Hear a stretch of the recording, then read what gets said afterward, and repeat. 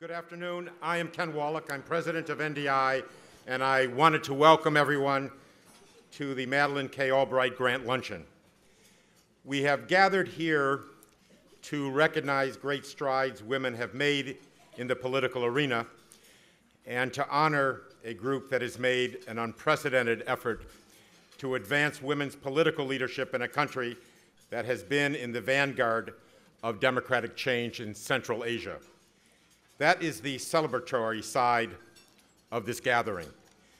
But there is a different side as well, and that is the hard reality that the struggle for broader engagement of women in politics at all levels and everywhere goes on against tremendous odds. Since 1984, NDI has worked in more than 100 countries to increase the number and effectiveness of women in political life, in the belief that as more women become politically involved, institutions will become more responsive to the needs of all citizens. The annual Madeleine K. Albright Grant honors organizations that have created a greater role for women in political life.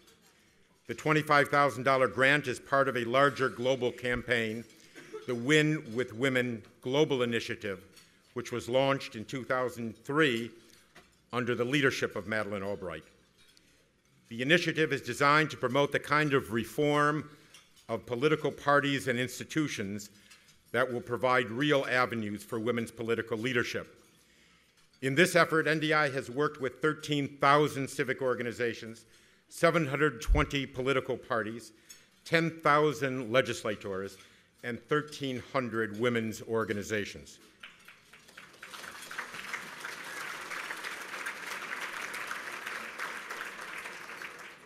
Madeleine Albright was the Institute's founding vice chair 27 years ago.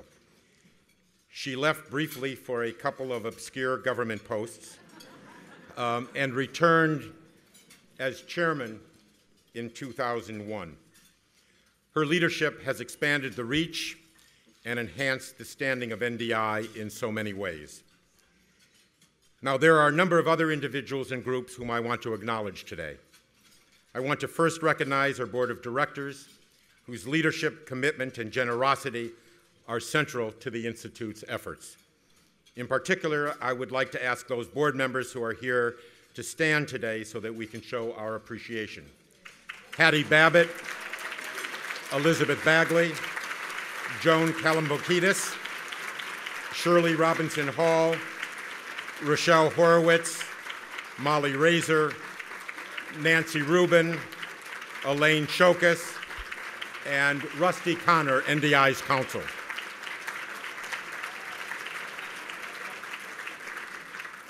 I wanted to single out Bren Simon, who is not here today, but who supports the Albright Grant each year. I also want to acknowledge the members of Congress and the staffs who are here, and we are particularly honored to have Congresswoman Carolyn Maloney and Sheila Jackson Lee with us.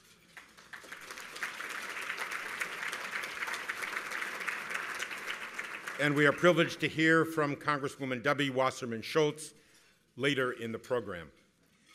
With us today are also board members and staff of the National Endowment for Democracy and our three affiliated institutes, IRI, the Solidarity Center, and CIPE.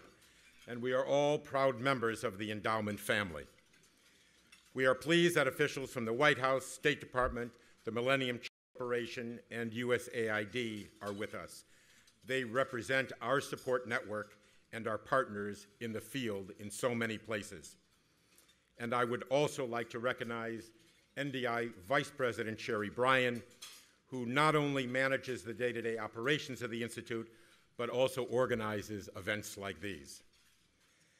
I know of no other organization that has sustained grassroots programs for women in as many countries as has NDI. However, we recognize that we are not alone in this effort. We are only part of a global network of partners, governments, intergovernmental organizations, and other non-governmental groups, all of whom share this mission. And I want to thank our friends and partners from the community of organizations that dedicate their time to advance women politically, economically, and socially. Among them are those listed in the program who supported this event: the Institute for Inclusive Security, the Gender Program at the Elliott School of International Affairs, the United Nations Association, Women in International Security, the Women's Foreign Policy Group, the Council of Women World Leaders, the Futures Without Violence, and the UNDP. At its heart, NDI is a public-private partnership, so I especially want to single out those who made this event possible: the corporations, trade unions, foundations, and individual donors. Each of them is listed in the program and on the screen and gratefully acknowledged. And I also want to welcome the Diplomatic Corps, and I would like to express our gratitude to those in this room and hundreds of others around the globe who volunteer their time to assist NDI's efforts. And in addition to the Andy Parhamovich Fellow, who you will hear more about later, there are also 14 women from Kosovo, in this room, from politics, from media, from civil society, and from government, who are here on a Hope Fellowship.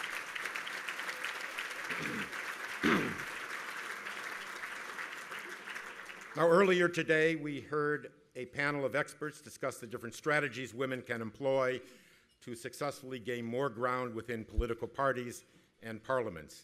And I would like to thank those who participated in this important discussion. They include Secretary Albright, Winnie B. Amina, head of the gender team at United Nations Development Program, Don Steinberg, the Assistant Administrator of USAID, and Anders Johnson, Secretary General of the Interparliamentary Union.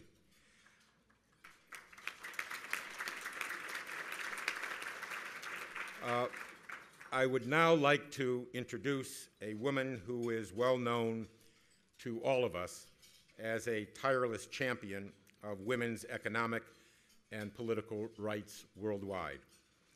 When Ambassador Melanne Verveer is not on the ground, engaging and inspiring women in some of the most remote places on earth, she is on a plane en route to one of those places, or on a return flight, preparing once again to advocate for and lead women's global initiatives by the U.S. government.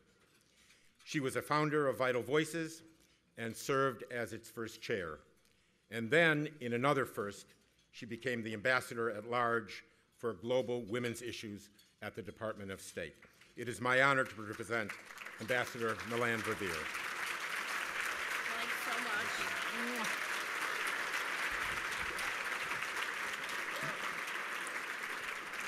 Thank you so much, Ken. And he just explained why I never get to see any of you.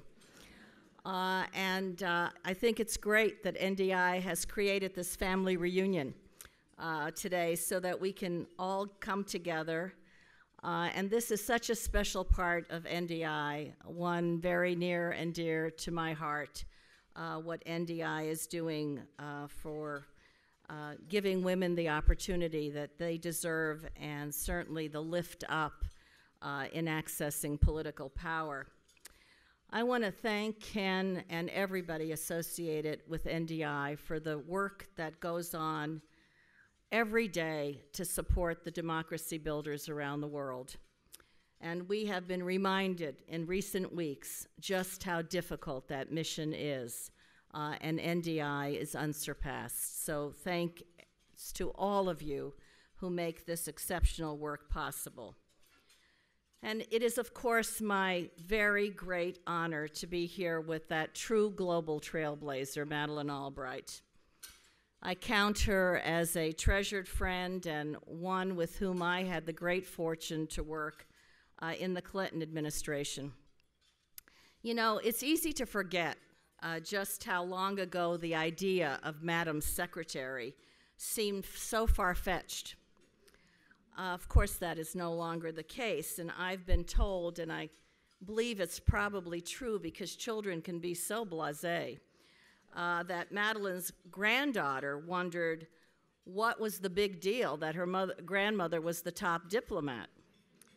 And she apparently said, after all, only girls can be Secretary of State. So we'll have to talk to her sometime about just how hard it is for women still to enter the ranks of ministers and how tough it is for women to hold elective office. It's just about the toughest part of women's rise to full gender equality. Women are half the world's population, yet hold less than 1/5 of the positions in national governments. They are still significantly outnumbered in the chambers of parliaments and provincial councils, and they are certainly more often than not missing from the negotiating tables where conflicts are to be resolved. All too often, important decisions that affect women, their families, and their societies are made without their having a voice in the deliberations. And we know that when women are discriminated against in the political arena, their experiences, talents, and perspectives are shut out of policy decisions, and our democracies are worse off for it, and the prospects for a better world are certainly shortchanged. So that is one of the reasons I am such a huge fan of NDI's Win with Women Global Initiative, which promotes women's political leadership around the world, which I have had the great fortune to work with closely in this position, and one to which Madeline has brought such incredible validation to its work. And I want to salute Susan Markham for the great job that she is doing at the helm of Win for Women. Now, 2011 began with women helping to lead the revolutions of the so-called Arab Spring, and it ended with the awarding of the Nobel Peace Prize to 3 extraordinary women from Liberia and Yemen who have advanced human rights, peace, and democracy, and have shown what a difference women can make, even in bringing terrible conflicts to a close or rallying for democracy in a significant way. Now, it still remains to be seen what the prospects are going to be for women in Egypt, in Libya, in Tunisia, in Yemen. And I must admit that some of the signs have been quite troubling for women's progress. But to ensure that the perspectives and considerations of women are woven into the approach of our own government to confronting critical challenges in areas of conflict and significant political transitions, from Afghanistan to Sudan, from Libya to Nepal. As you know, President Obama launched the first ever U.S. National Action Plan on Women, Peace, and Security. And it took us a while. We have about 30-some countries who preceded us. NATO also got their action plan done, and we finally joined the ranks, and I know it will make a difference. Because a lot of the countries that have already adopted national action plans are saying, we'd like to come and see how we can improve our own plans. So it's good to be admitted to those ranks. And what it does is it sets out a roadmap for how we will accelerate and institutionalize efforts across government to advance women's participation in preventing conflict and keeping the peace. That is our common cause, and that's why I'm thrilled that NDI is playing a leadership role in advancing women's political participation in all of the arenas. And one way that is happening is why we are gathered here at lunch today, and that is the Madeleine K. Albright Grant, which supports community-based organizations that create greater roles for women in political and civic life. The winners are selected from a very competitive pool of applicants, and this year, the Kyrgyzstan Women's Discussion Group has come out on top.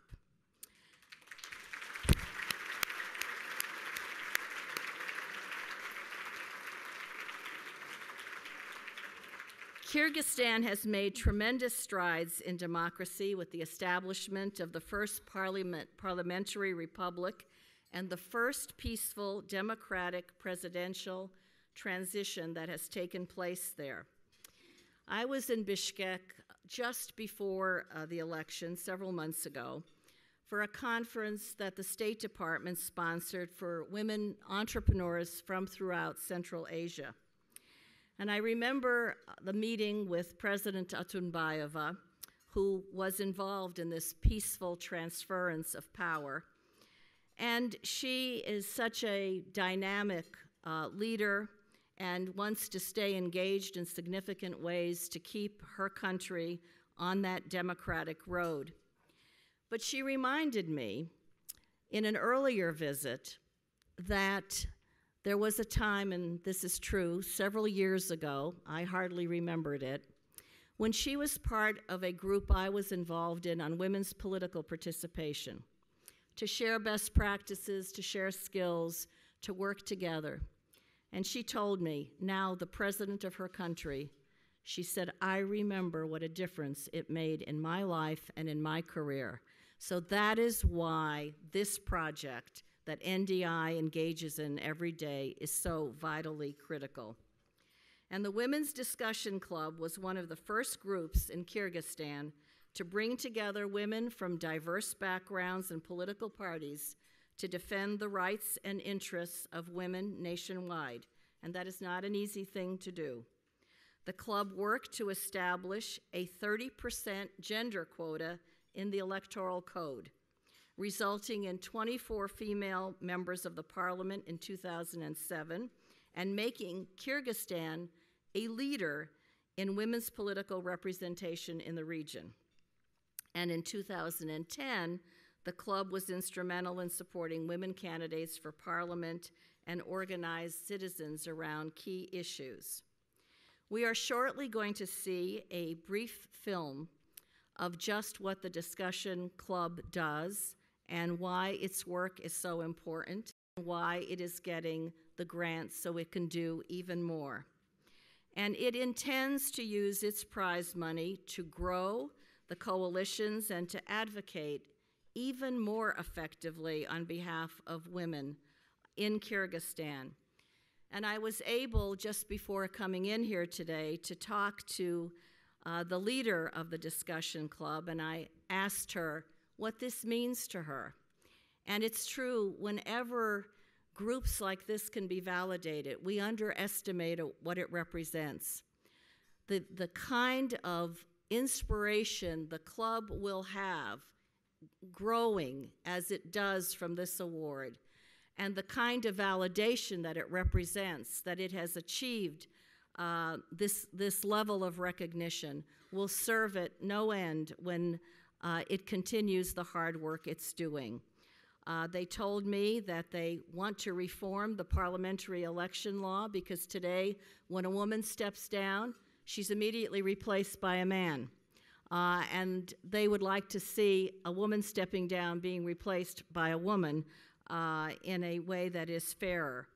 And to expand the coalition to ensure that the wings of all of the political parties throughout the country, the women's wings, can work more closely together on issues that matter to women and to the population more broadly.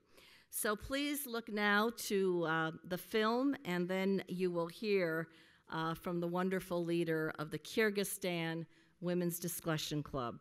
Thank you all.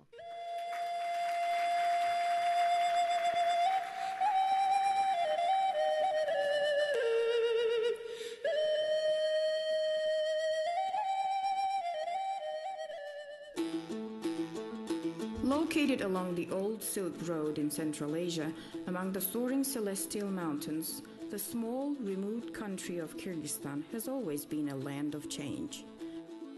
In recent years, it has surprised the world by making tremendous democratic strides that far outpace its neighbors.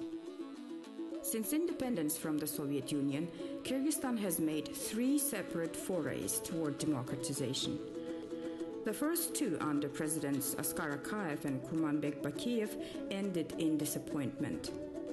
The third experience, beginning with the violent revolution in 2010, resulted in the establishment of the first parliamentary republic and the first peaceful democratic presidential transition in Central Asia under the leadership of Rosa Otunbayeva. These remarkable achievements put Kyrgyzstan in a strong position to continue its democratic progress. Women have been crucial to each of Kyrgyzstan's democratic advances. In this beautiful place, the strength of women is visible in the vibrant colors and sturdy warmth found in the national symbol and traditional nomadic home, or yurt. But even the hospitality of Kyrgyz women is surpassed by their economic, social, and political impact. In 2005, the Tulip Revolution offered the first glimpse of democratic hope since independence, and women rose to the occasion. I think that our club's establishment was much needed and timely, because women in Kyrgyzstan comprise 54% of the electorate, and we believe that women should play a significant role in the building of the democratic society. The Women's Discussion Club formed shortly after the Tulip Revolution. At the time, as the first organization to bring women together from diverse backgrounds and political parties to defend the rights and interests of women, the club was considered a breakthrough in the country's developing democracy.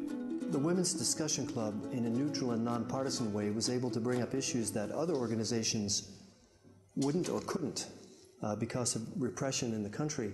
And I think that the club experienced less repression, partly because it was neutral and nonpartisan, and partly because, I think, it was women.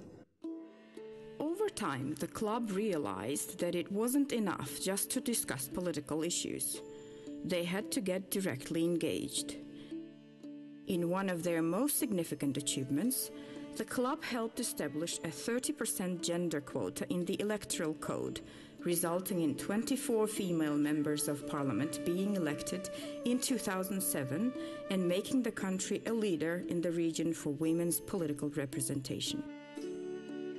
Unfortunately, the Tulip Revolution failed to bring the democratic change many had hoped for.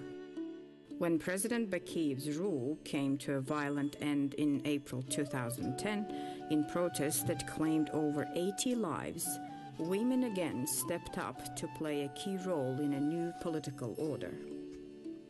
Rosa Otunbayeva, a friend to the Women's Discussion Club and an ally for women in politics, was appointed interim president to bridge the political divides between her male colleagues. I do believe that women in my country over this transition time have been very active. As the first women president in Kyrgyzstan and in Central Asia, I was supported and I was inspired by the women's movement in Kyrgyzstan. Under President Otunbayeva, Kyrgyzstan made tremendous progress on democratic reforms, including constitutional amendments that limit the power of the presidency in favor of a stronger parliament. During parliamentary elections in 2010, the Women's Discussion Club played a prominent role in preparing women to run for office, and several of its members were elected as a result. Some of the members of our club became members of the parliament, representing various political parties who actively bring forward acute women issues in the parliament. We need to prepare women in every aspect, get them ready for politics, prepare them for the executive power, and even prepare women to be the president. As stability begins to replace constant political change in Kyrgyzstan, the Women's Discussion Club will continue its work. Women will only achieve their maximum strength when they work together, so the club will continue to build strong relationships between women in parties, parliament, and government office, and in turn develop a stronger Kyrgyzstan. Women have been crucial to each of Kyrgyzstan's democratic advances. As Kyrgyzstan heads into new, uncharted territory as a parliamentary republic, the Women's Discussion Club provides an invaluable national resource and an example for the rest of the region.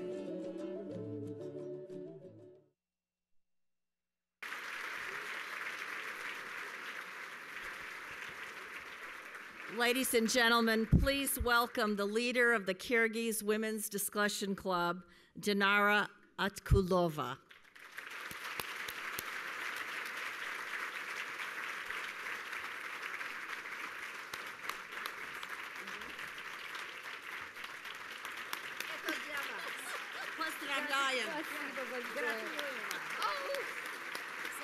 For Kyrgyzstan. Thank you.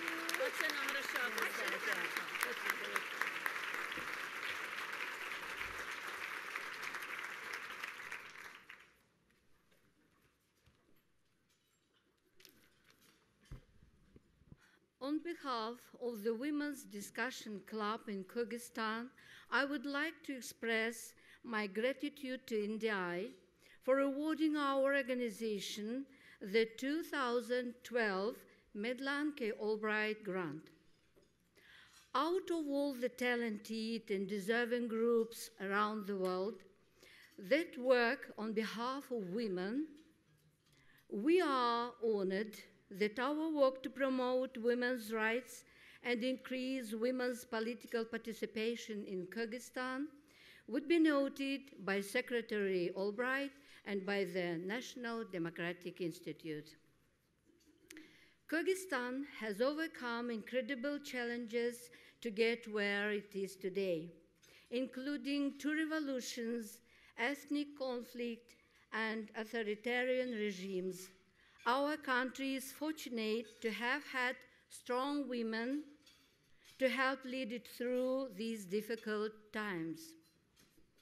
Our former president, Rosa Otunbayeva, showed us the unique and powerful role women can play in resolving conflict and promoting democratic transition under difficult circumstances. Her exceptional leadership propelled Kyrgyzstan from authoritarian rule towards becoming the first parliamentary democracy in Central Asia. The Women's Discussion Club emerged in 2006 when mothers, wives, and sisters realized that had an invaluable role to play in the building of a democratic and fair Kyrgyz society.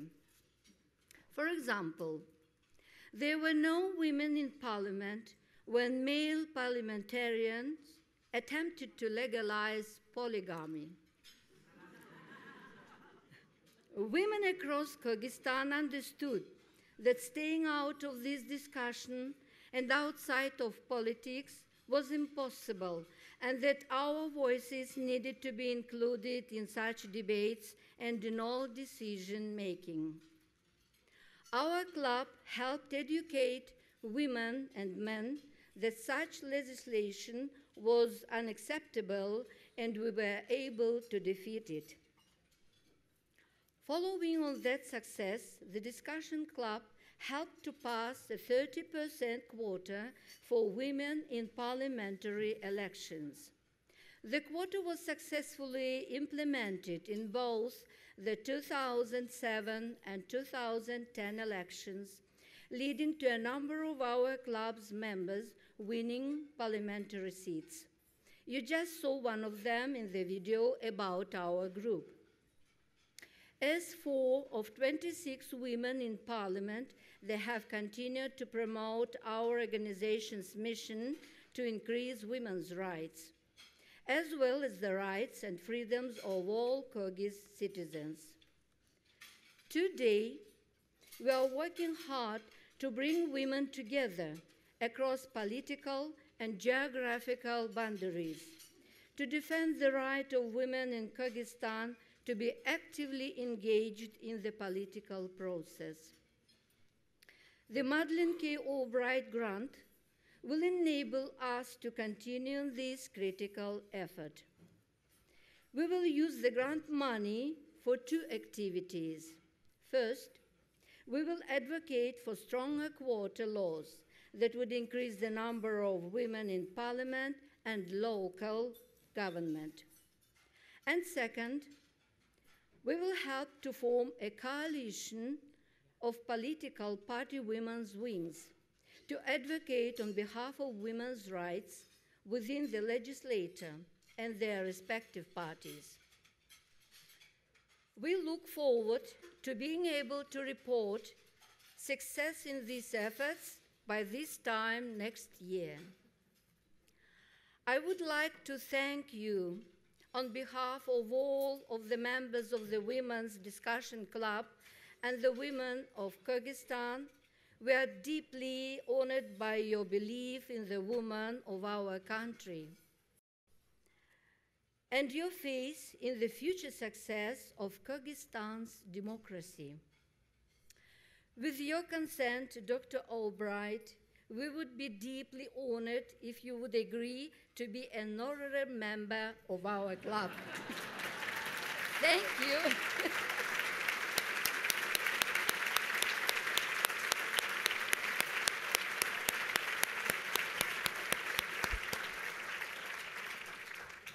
Now you all see we have a new member of our club.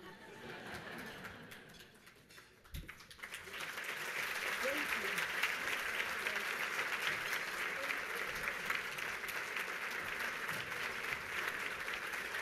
Okay,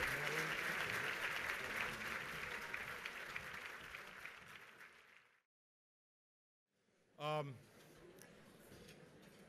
I would just like to say a word about some former politicians who, as I said, have been important volunteers and supporters of NDI over the years.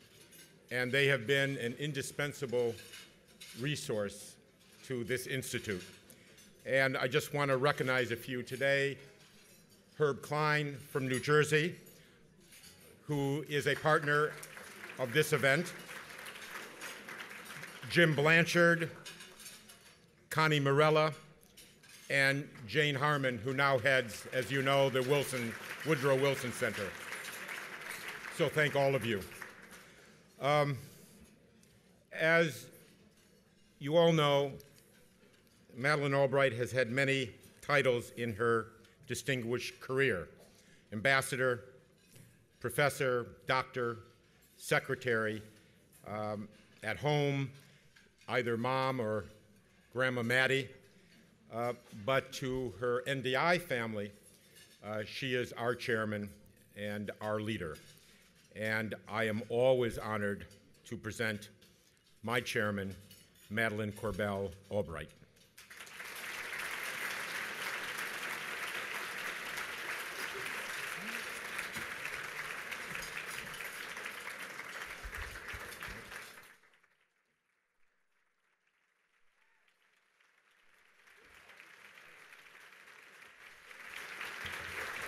Thank you. Thank you all very much. Thank you. Thank you. Thank you so much, and thank you all for being here. What an amazing group of people, and your turnout in support of what I think is a fabulous organization, and for everything that we're doing, I'm very, very grateful. As you may know from reading about events in Egypt, this has been an extraordinarily long and interesting year at NDI, and it's only March. The silver lining in any time of stress is that it provides a true measure of leadership. And I can't tell you how really proud I am of NDI's leadership and Ken Wallach and Sherry Bryan and everything that NDI has done. I don't think we've ever proven Senator Robert Kennedy's point more clearly. If there's no one in your way, it's probably because you're not going anywhere. Well, NDI believes in movement toward freedom and towards human rights and towards the kind of democratic systems that we try to deliver. For more than a quarter of a century, we have acted on that belief, and this afternoon we really reaffirm our commitment. Earlier, in our years, we have honored the discussion group from Kyrgyzstan, which I am truly delighted to be a part of, and is precisely the kind of innovative and grassroots organization that can help make real democracy possible, and I am very pleased to be a part of your group.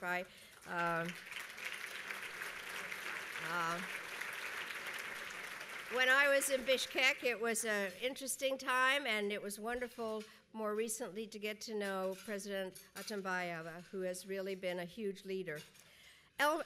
Elsewhere across the globe, more than 70 countries will be holding presidential or parliamentary elections this year. This is an amazing year. And among them are Burma, where the courageous Aung San Suu Kyi has re-entered the political process, and the Middle East, where a flock of newly empowered political parties will, in fact, be testing their wings. And as these and other transitions take place, the world will be watching to assess the degree of freedom, legality, and fairness with which decisions are made. And in one sense, every election will be unique in the same way that every democracy is unique. Yet some characteristics are essential to any democracy. And among these, as Melanne Verveer so eloquently reminded us, is the active participation of women. And Melanne, I want to thank you for everything that you do to make sure that this message gets transmitted.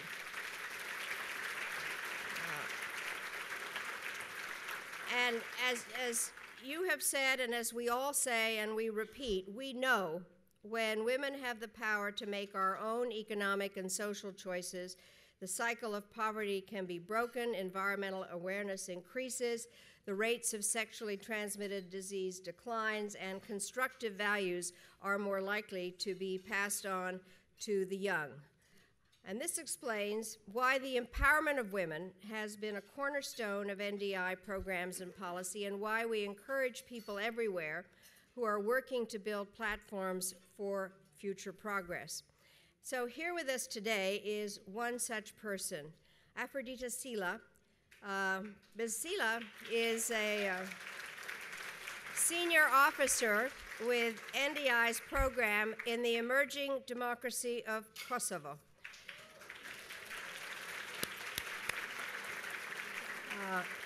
For the next 3 months, she will be with us in Washington, using her time to consult with groups that can share lessons and otherwise assist in the pursuit of justice and deeper freedom in her native land. So I ask you to join with me in congratulating Ms. Sila for winning NDI's 2012 Andy Parhamovich Fellowship. Her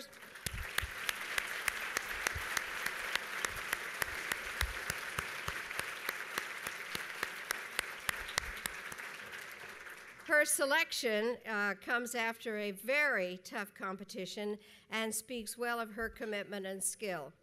I also ask you to join in welcoming the family of the young woman for whom this fellowship was named. Andy Parhamovich was a courageous and deeply valued NDI staff member in Iraq who in 2007 was killed when militants assaulted a civilian convoy in which he was riding. Each year, we pay tribute to Andy's memory by continuing her work, and this year, once again, her parents and all kinds of relatives and beautiful granddaughters have honored us by their presence.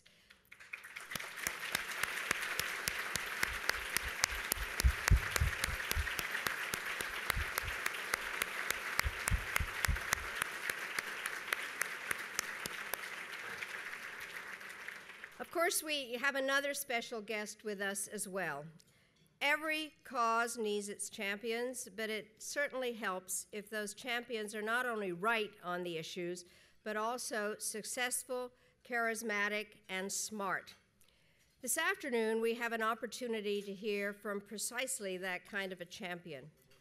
After more than a decade of service in her state legislature, Debbie Wasserman Schultz was elected in 2004 as a U.S. representative from Florida.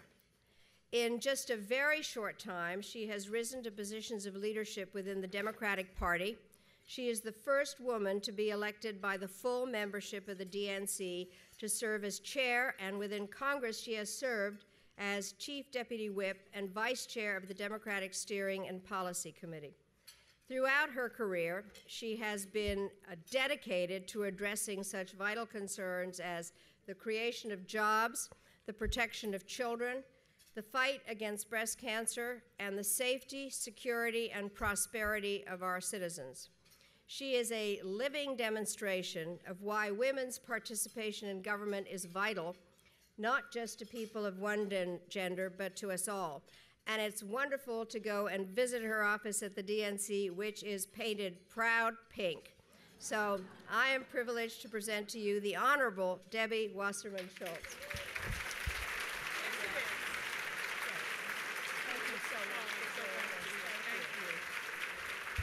Thank you so much. Thank you so much, Secretary Albright. You're right, my office is, come by, my office is pale pink, bright pink.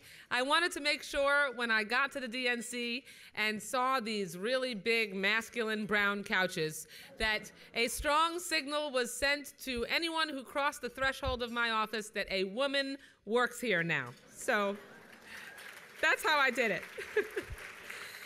It is an incredible honor to be here with all of you today, but to be introduced, I can hardly believe that I was just introduced by Secretary Madeleine Albright. I mean, truly a living legend, someone who I have admired for my whole career, longer than my whole career, from my time, even when I was in college and earlier than that.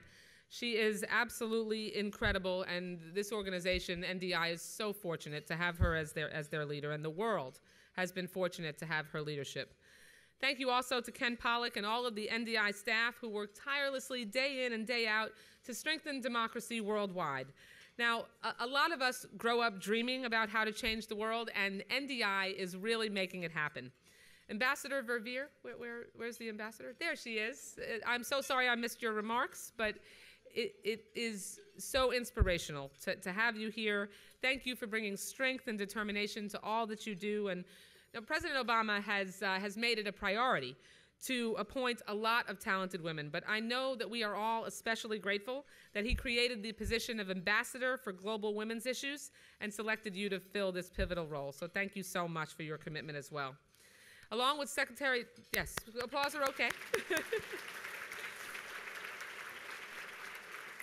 Along with Secretary Clinton, you really are a testament to this administration's commitment to women worldwide, and so thank you so much for your service. And to the ladies of the Women's Discussion Club of Kyrgyzstan, your work is not only inspiring, but also living proof of what women can achieve when we work together. And I also want to acknowledge some of my colleagues who are here, Congresswoman and my roommate, Carolyn Maloney from the great state of New York, who I know is here. My colleague from Texas, they do everything big in Texas, Congresswoman Sheila Jackson-Lee is here as well. And about a week and a half ago, I got the opportunity to, this job is really so amazing, at a women's policy dinner for celebrating Women's History Month and the number of women serving in Congress. I got to sit next to Ambassador Connie Morella, who is also a living legend and someone who really represents the civility that I hope we can get back to in the United States House of Representatives. And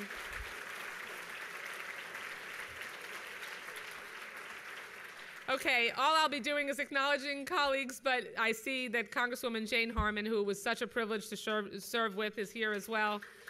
Someone who I admire and respect so much. In the 11 months since President Obama nominated me to be chair of the Democratic National Committee, I've come to appreciate democracy in a whole new light.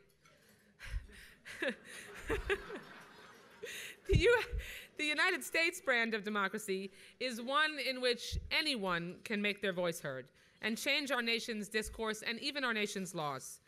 But I feel that too often women don't speak up for fear of scrutiny or because of a lack of confidence or political efficacy or perceived dearth of resources. But women's voices are crucial to our democracy, and that's why I'm so proud to have recently launched the Democratic Women's Institute at the DNC. This institute provides a forum for women seeking to have their voices heard. Whether they're planning to run for office, serve as a campaign surrogate, or organize and mobilize in their own communities, the Democratic Women's Institute will be there for them with all of the resources, support, and information that they need. It was an incredible honor when President Obama called me last April and asked me to serve as chair of the DNC, because this president is one who understands the value of women's voices in government. A man of words and action, he's appointed women to serve as senior advisors in his administration, cabinet secretaries, and as Supreme Court justices. He created the White House Council on Women and Girls because he wanted to make sure that all government agencies take into account the needs of women and girls in the policies that they draft, the programs they create, and the legislation they support. Before the White House Council, there was one office, a White House Office on Women. For many of us, the feeling was, is that all we get? One office? So when President Obama took office, not only did he sign, the first bill that he signed into law was the Lilly Ledbetter Fair Pay Act, but he established the White House Council on Women and Girls so that we could make sure that across every agency, we were focusing on the priorities and needs of women and girls. And in doing so, we can ensure that in America, all things are still possible for all people. Now, I think many of you would agree with me, it is refreshing and reassuring to have a leader who cares about the value of women's input. In this country, as in Kyrgyzstan, women have been integral to the birth and edification of our democracy. Here in the US, we still speak of our founding fathers, but we would be remiss if we didn't give credit where it's due to the women who solidified our nation's foundation.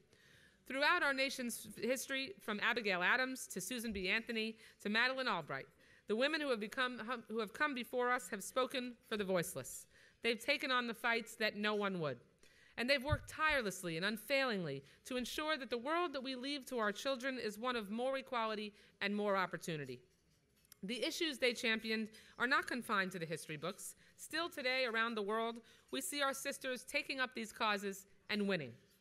As riot and revolution have exploded across the Middle East and North Africa over the past year, women have been front and center in the movement to achieve democracy and freedom. If the voices of the Arab Spring have said anything to women here in America, it is that these ideals are enduring and universal. It is incumbent upon us to help them access the audience, the voice, and the tools that they need to realize their own potential. As you at NDI know all too well, it is never easy to provide these necessary tools to the leaders of a burgeoning democracy. When your own offices in Cairo were raided in December, and your staff was arrested and documents were confiscated, we were all reminded of the uphill battle we face to ensure Egypt fulfills the calls of last year's crowds in Tahrir Square. It is vital that these deplorable raids and investigations not deter us from our focus. We must be unflagging in our support for true Egyptian democracy. Women and minorities are the canaries in a coal mine of transitioning societies. If they are not protected and given the opportunity to thrive, we risk raising democracies in name only. That's why, despite the setbacks, we must continue on this path of strengthening and empowering women and would-be leaders of free nations across the region. Though their work is unfinished, we know that these women will never again be voiceless. Together, we will fight for the day when women everywhere can write their own destiny for themselves. Now, if there is anything that we know for sure, it is that we cannot succeed in a vacuum. A woman can be successful on her own, but her achievement is infinitely magnified when it is shared. We must invest in each other's success. Now, we know how Secretary Albright feels about this through her famous adage to women everywhere, "There is a special place in hell for women who don't help other women." I could not agree more. Now, I've certainly kept that in mind throughout my nearly 2 decades in public service, and it's why I'm proud to serve as vice chair of the Bipartisan Congressional Caucus for Women's Issues in the 112th Congress. In our entire country, oh, thank you. In our entire country's history, now listen, in our entire country's history, and the women members here know this statistic, only 277 women have ever served in Congress. How many men do you think have served? 12,000. 277 to 12,000. There is nothing I would like more than to seriously reduce that ratio. Are you with me?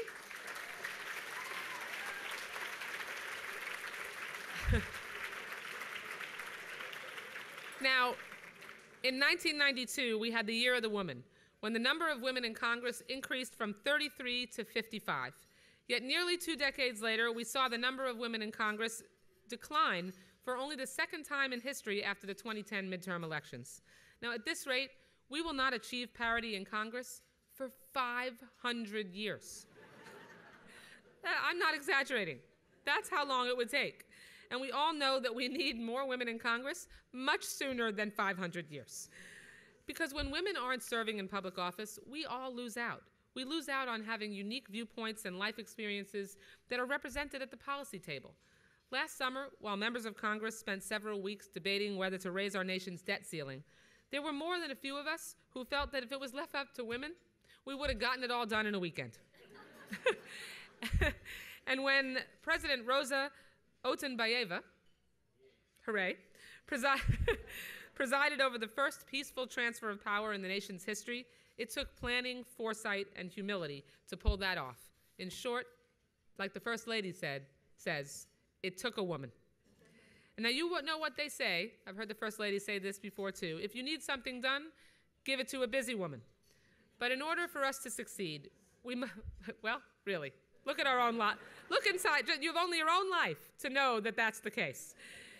In order for us to succeed, we have to remember that we reach our maximum effectiveness when we work together. And women know that uniquely.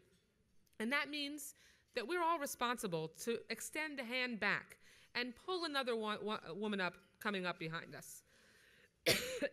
Senator Barbara Mikulski of Maryland took matters into her own hands a few years ago as the first Democratic woman elected to the Senate in her own right, and now the longest-serving female member in the history of Congress.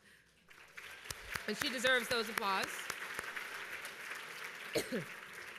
She knew that it was up to her to help her fellow sisters of the Senate after they were elected in 1992. She organized a power training workshop to help them learn the ropes, noting, usually it's every man for himself, but I'm going to be every woman, each one teach one. It is that idea that we must carry forth for our future female leaders. We all know that one woman can make a difference, but women working together can change the world. Now, there's been a lot of talk in the media recently about women in this country. I don't know when women's private medical decisions became fodder for talk radio and the evening news, but I do know that the way women are talked about in this country must change. And part of the way that, thank you.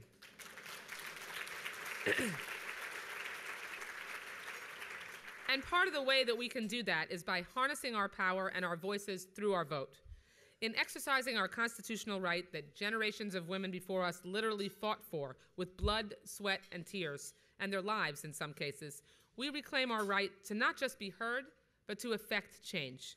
In 2010, we saw a precipitous drop-off in the number of women voting, not just serving in office, but voting, from more than 60% of eligible women voting in 2008 to 46% in 2010. This year, I'm confident that we'll see that trend reversed. Women know what's at stake right now in this election. There's never been more at stake for women in any election in history in this country. But we have to make sure that every woman in America knows that there is just too much at stake to sit this one out. And even today, 228 days out from the election, we are already seeing women organizing in strong numbers. Women are talking to their friends, relatives, and neighbors. They're holding house parties and organizing rallies. They're writing checks and letters to the editor, and they're paying attention, and as well they should be. As our friends here from Kyrgyzstan know, there is nothing that can compete with a true grassroots movement.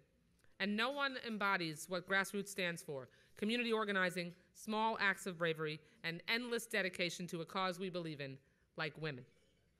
Now, it is really an incredible honor to be here in such inspiring company.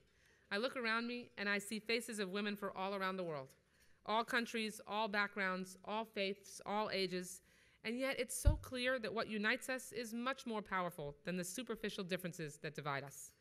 In hearing from Dinara earlier, I know that we as women share the same desires. The desire for our children to grow up in a safe community with access to healthy food and a good education. The desire for our respective nations to work from within, to set aside political differences and work effectively. And the desire for all of our nations to work together to achieve peace and security. That's what women are in charge of in our families, making sure that everything is held together.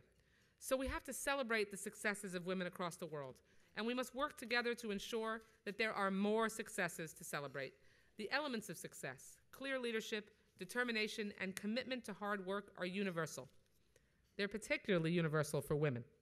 But we can all make a promise that we will help the next generation so that the barriers that we break down today are not just rebuilt and stood back up tomorrow, and our daughters and our granddaughters can go on to make history in ways like never before.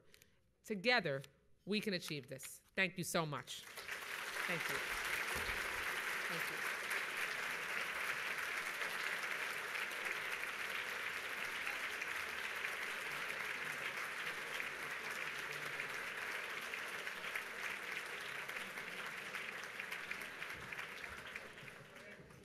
Congresswoman, thank you very, very much, Madam Chair. Melanne, thank you for being with us. Madeline, Dinara, thank you all for joining us this year. We hope you will all return for next year's Grant Luncheon. Thank you all. Get back to your office, your home, wherever you're going safely. Thank you for being with us. The Barhamoviches,